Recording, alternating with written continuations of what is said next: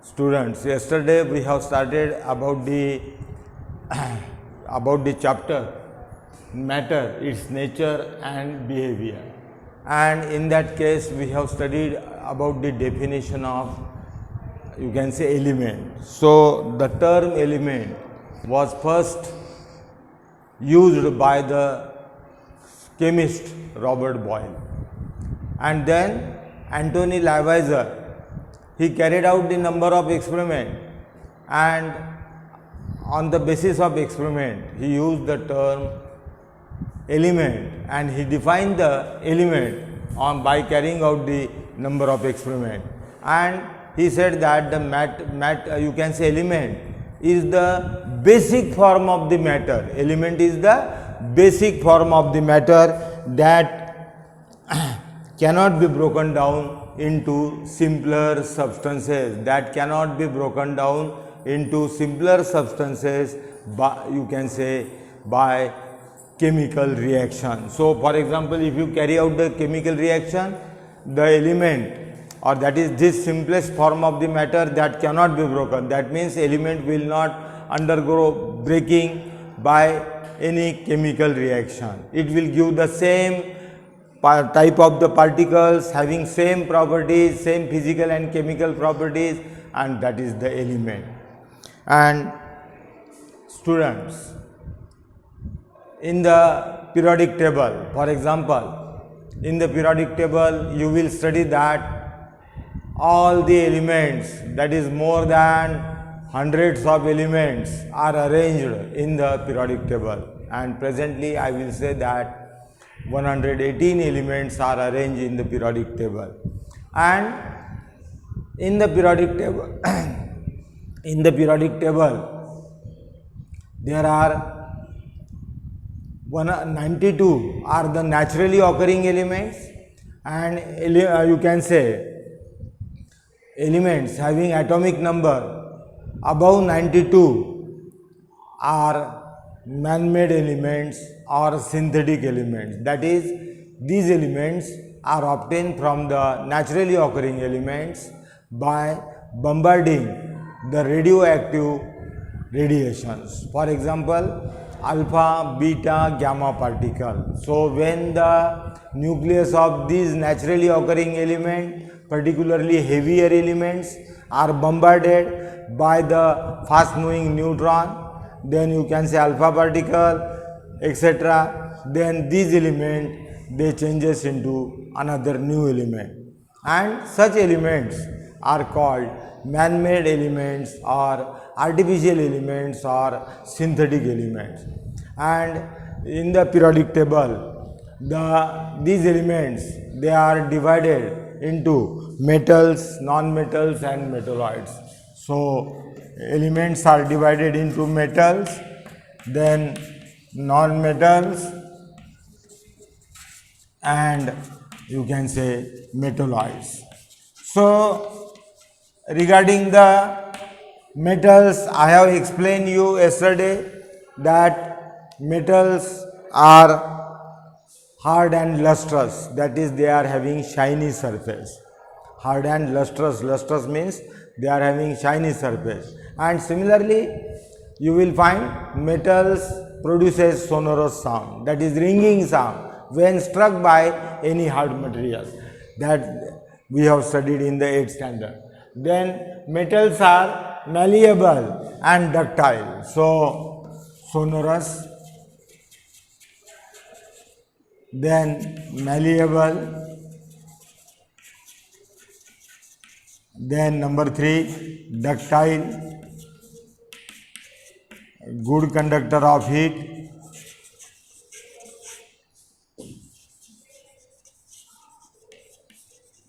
good conductor of heat and electricity, good conductor of heat and electricity.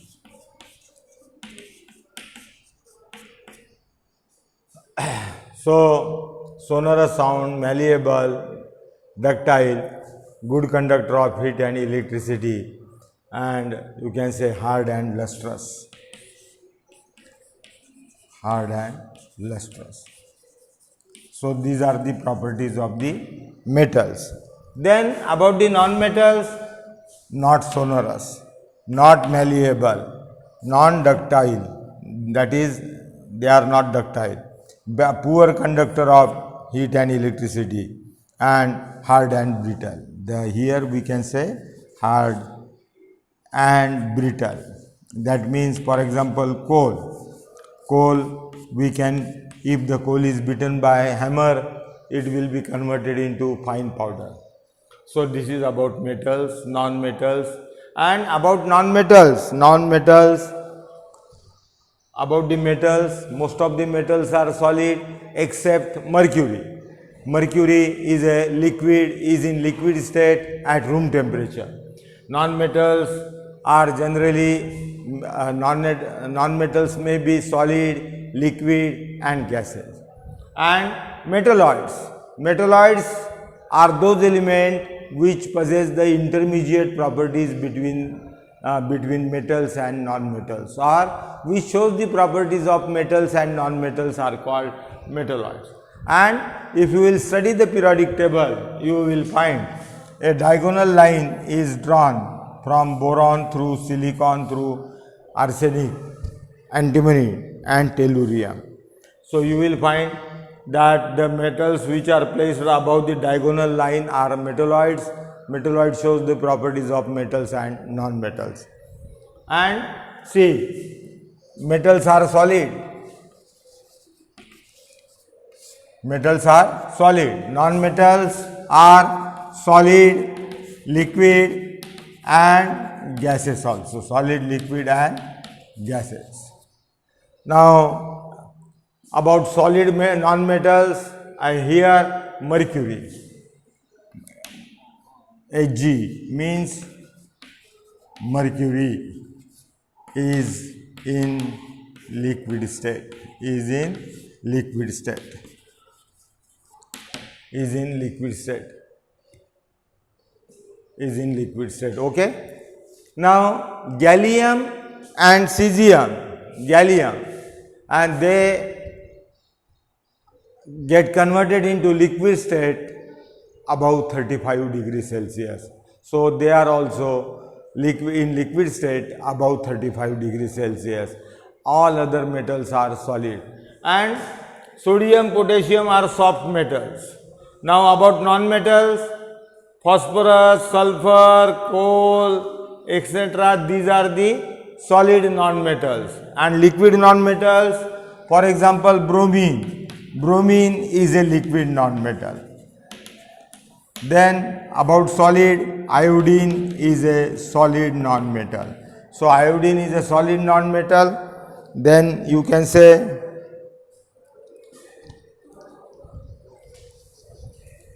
iodine is a solid non-metal, phosphorus is a solid non-metal. Then you can say coal, charcoal, then you can say sulfur, etc. These are, you can say, solid non-metals. Then liquid non-metal is bromine, which is having brown color, brownish red color, bromine. So bromine is a liquid non-metal. Then gaseous non-metal.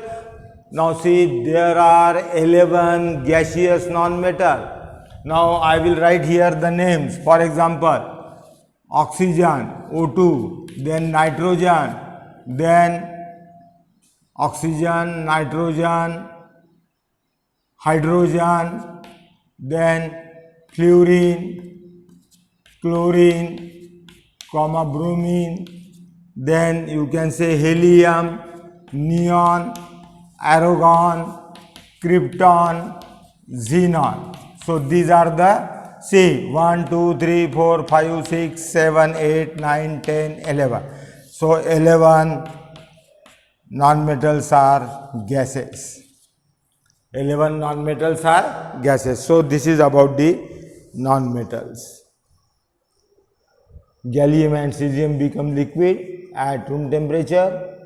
Then, so this is about the metals and non-metals, etc. That means we have studied about the element. Then we have to study about the compounds. So have you got the idea? Then about the compounds.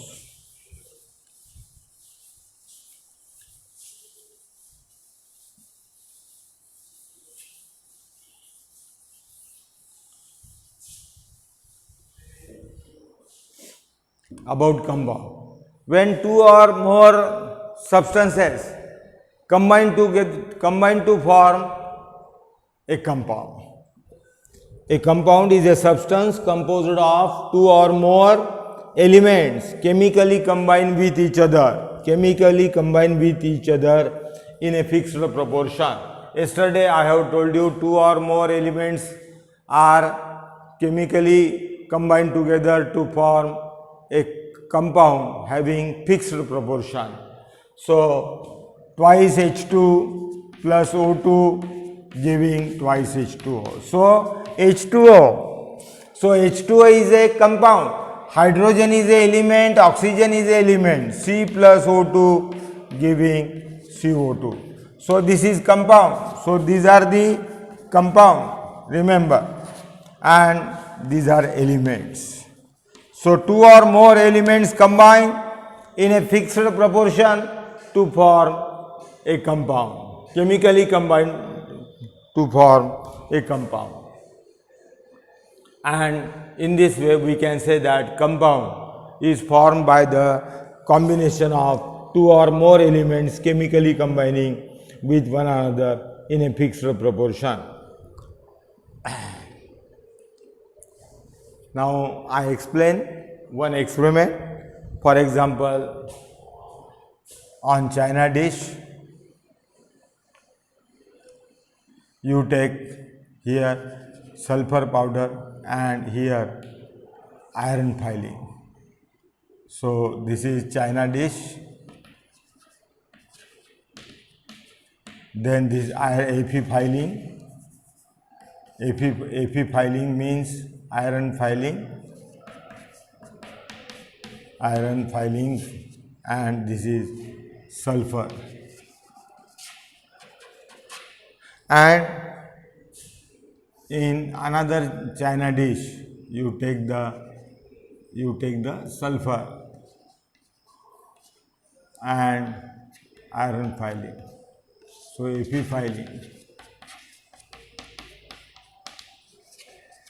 filling, then sulfur,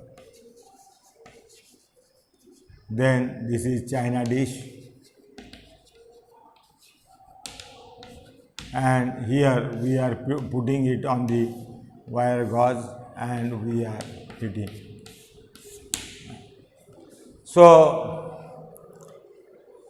two group of students A and B, one have taken the china dish, and on the china dish we have taken the sulfur powder and Fe filling. And C, on the another china dish, another group of students have taken the sulfur, Fe filling, and put the china dish on the wire gauze on the stand and then heat it. So what you will observe here, after heating, see the properties of the mixture. Here this is a mixture of sulfur and iron filling. Here we have not carried out any chemical reaction, and therefore the properties of the mixture are to that of the constituents which are present. That means in this mixture will show the properties of sulfur, this mixture will show the properties of iron filling also. Clear? And here you will find that this is a mixture of sulfur and iron filling. When two or more elements are mixed together or two or more compound are mixed together to form a mixture. So when we are mixing two or more element, that is sulfur, two or more element or compound, then it is forming a mixture. So sulfur and iron filling forming a mixture. And here we have taken sulfur and iron filling and we are heating. So sulfur, iron filling, they combine with each other and form a compound iron sulfide. So Fe, iron filling plus sulfur forming on heating, forming iron sulfide. So this is iron sulfide, iron 2 sulfide, iron 2 sulfide. Now iron 2 sulfide. Now see here the two elements are forming mixture, but on heating they react chemically to form a iron sulfide, and this is a compound. This is a compound and this is a mixture. Now dissolve the mixture, dissolve or add mixture into carbon disulfide,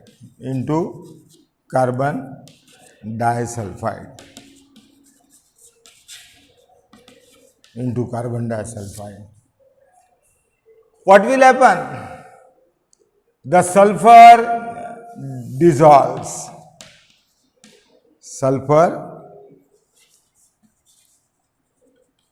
Sulfur dissolves in carbon disulfide. Sulfur dissolve in carbon disulfide, that is CS2. CS2 is the carbon disulfide. And see, filter this solution. You will get iron filing on the filter paper and sulfur get dissolved in the carbon disulfide. You will get the solution of sulfur in carbon disulfide. And in this way, here you are getting iron sulfide. Now, the next point is that treat the iron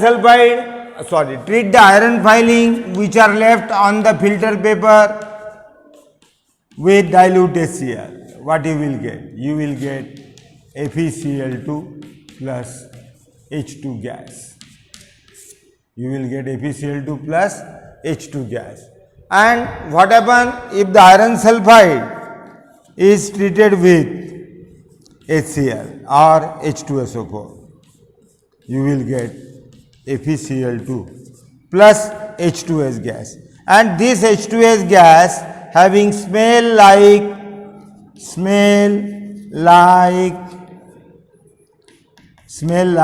rotten eggs.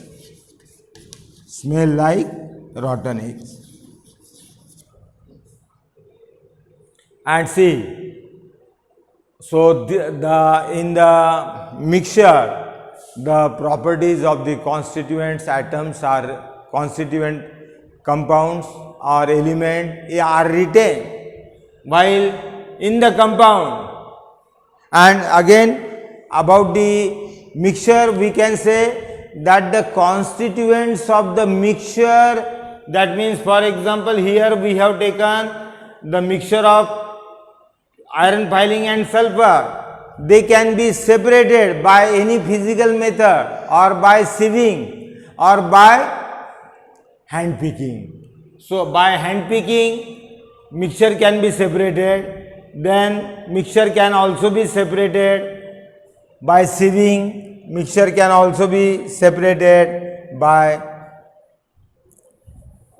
hand picking, sieving, dissolving, etc.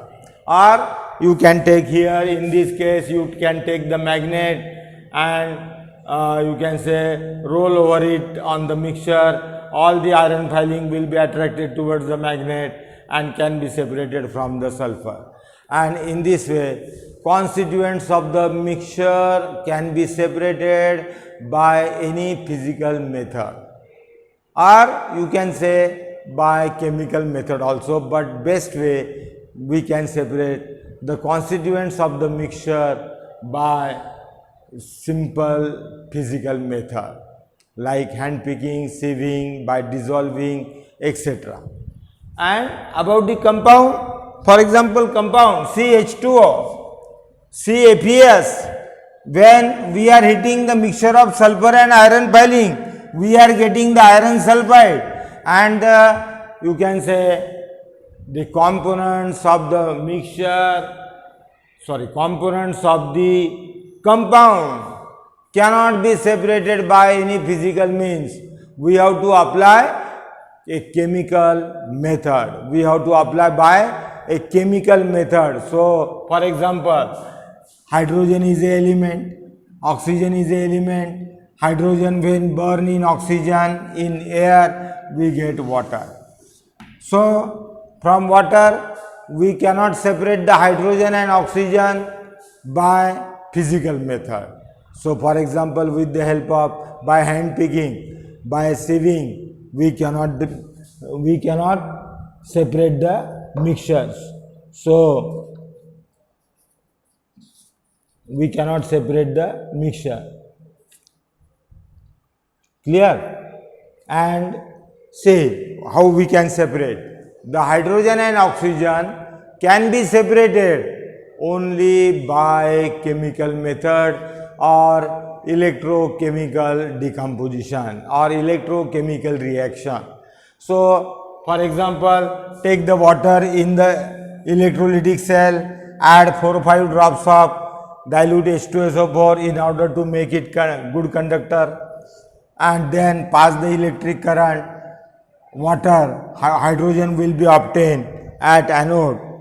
So, for example, so this is anode, this is cathode, and you will find that, so this is cathode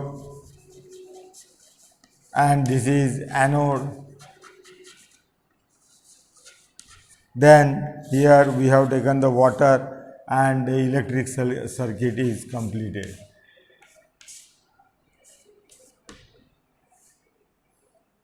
Here there is a bulb. So here at the cathode hydrogen will be obtained, at the anode oxygen will be obtained. But by simply hand picking we cannot separate the hydrogen and oxygen from water. Again carbon plus oxygen, when the carbon is burned in air we get carbon dioxide, and carbon dioxide is a compound.